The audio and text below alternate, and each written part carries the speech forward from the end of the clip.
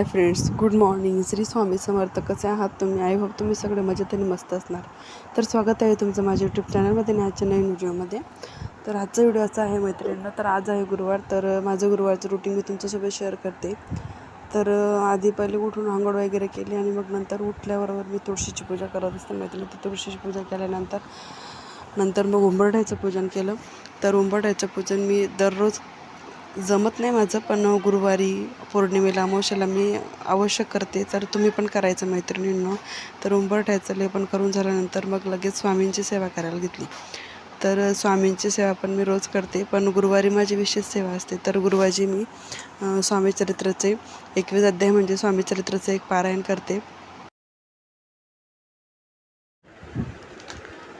आणि मग नंतर कालभैरव अष्टक 11 वेळेस वाचते. नंतर गुरुचरित्राचा 14वा किंवा 18वा अध्याय मी गुरुवारी वाचत असते मैत्रिणींनो. तर गुरुवारी 14वा आणि 18वा अध्याय वाचल्याने काय फायदे असतात हे मी तुम्हाला दुसऱ्या व्हिडिओमध्ये सांगणारच आहे. तर त्याचा पण मी व्हिडिओ बनवणार आहे.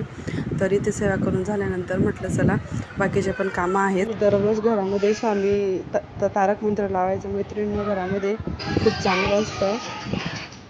पॉझिटिव्ह एनर्जी आपल्या घरामध्ये प्रवेश करते. त्या तारक मंत्रामध्ये इतकी ताकद आहे.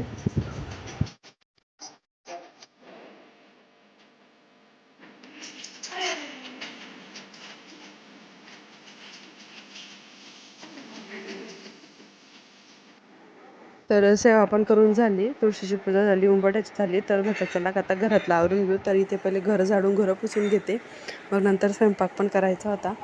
तर पटक्यात स्वयंपाक पण करून घेतला आणि मग नंतर स्वयंपाक करून टिफिन पॅक करून मिस्टरांना द्यायचं होतं आणि मग नंतर मुलीला शाळेत पण जायचं होतं. तर तिची पण तयारी करायची होती.